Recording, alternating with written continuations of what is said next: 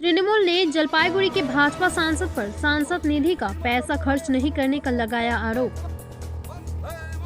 भाजपा सांसद डॉक्टर जयंत कुमार राय अपनी सांसद निधि का पैसा जनता के काम में खर्च नहीं कर पाए, इसलिए सांसद निधि का पैसा वापस जा रहा है। इस सनसनीखेज आरोप को लेकर तृणमूल किसान, खेत मजदूर नेता निताई कर और अन्य नेता व कार्यकर्ताओं जलपाईगुड़ी में प्रचार कर रहे हैं। तृणमूल की शिकायत है कि चुनाव जीतने के बाद से बीजेपी सांसद नजर नहीं आए हैं।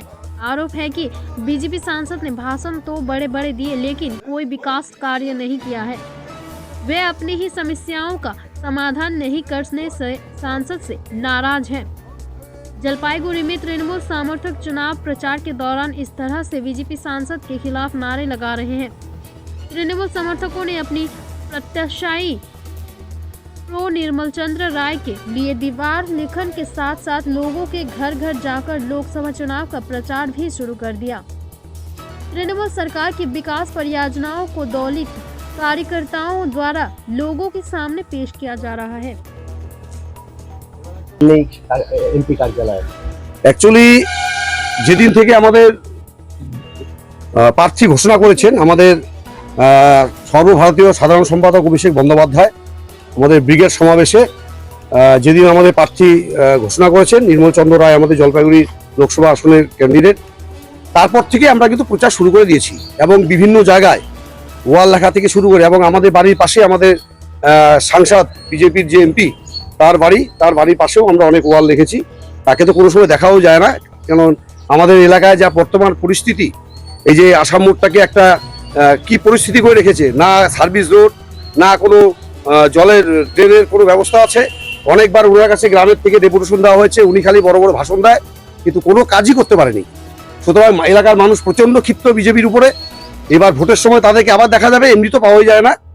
সুতরাং আমাদের প্রচার চলবে। আমাদের নেত্রী মমতা বন্দ্যোপাধ্যায়, আমাদের নেতা অভিষেক বন্দ্যোপাধ্যায়, তারা যেভাবে উন্নয়ন করছেন, যেভাবে ছাত্র যুব থেকে শুরু করে মহিলা থেকে শুরু করে মায়েদের কথা ভেবে যেভাবে দিকে দিকে উন্নয়ন করছেন, সুতরাং মানুষ যত বাইরের থেকে এসে বড় বড় ভাষণ দেয়, প্রধানমন্ত্রী, স্বরাষ্ট্রমন্ত্রী এবং আরো বড় বড় জায়গার থেকে অনেক বড় বড় নেতারা আসবেন, তাদের ভাষণ শুনবে না কেউ। তারা সঠিক সময় তৃণমূল কংগ্রেসকে ভোট দিয়ে জয়যুক্ত করবেন, এটা আমার আশা। আমরা একদম ঝাঁপিয়ে পড়েছি। প্রতিটা বাড়িতে ছোট ছোট গ্রুপ করে, যে আমাদের ছোট গ্রুপ দেখছেন, প্রতিটা বাড়িতে ছোট ছোট গ্রুপ করে আমরা বিভিন্ন পাড়ায়, প্রতিটা পাড়ায় ওয়াইজ আমরা প্রচার করব। কারণ আমাদের উন্নয়নটাকে মানুষের কাছে পৌঁছে দিতে হবে। অনেক মানুষ আছেন যারা এত সরকার উন্নয়ন করছে কিন্তু অনেক মানুষ জানতে পারে না, তাদেরকে বুঝানোর একটা প্রয়োজন আছে, বুঝাতে হবে ঠিক মতো। কারণ আমাদের সরকার উন্নয়ন করছেন, কেন্দ্রীয় সরকার, নরেন্দ্র মোদী সরকার, আমাদের রাজ্য সরকারের লক্ষ লক্ষ কোটি কোটি টাকা পাওনা আটকে রেখেছে, 100 দিনের টাকা দেয় নাই, মানুষ হাহাকার।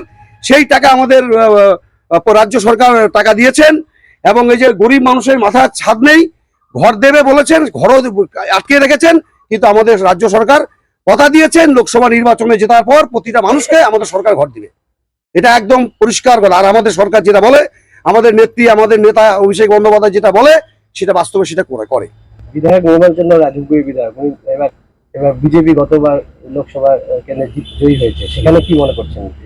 আমাদের গেলবার লোকসভা ভোটে যিনি জয়ী হয়েছেন তিনি 5 বছরে কিচ্ছু কাজ করেননি, তাকে এলাকার মানুষ পায় নাই, তার সংসদ কোথার টাকা খরচ করতে পারেনি, সমস্ত টাকাই রিটার্ন চলে যাচ্ছেন। এবং আমাদের যে প্রার্থী, আমাদের যিনি নির্মল চন্দ্র রায়, তিনি ধূপগুড়িতে উপনির্বাচনে নির্বাচিত হয়েছেন, তাকে দল আবার লোকসভা নির্বাচনে টিকিট দিয়েছেন।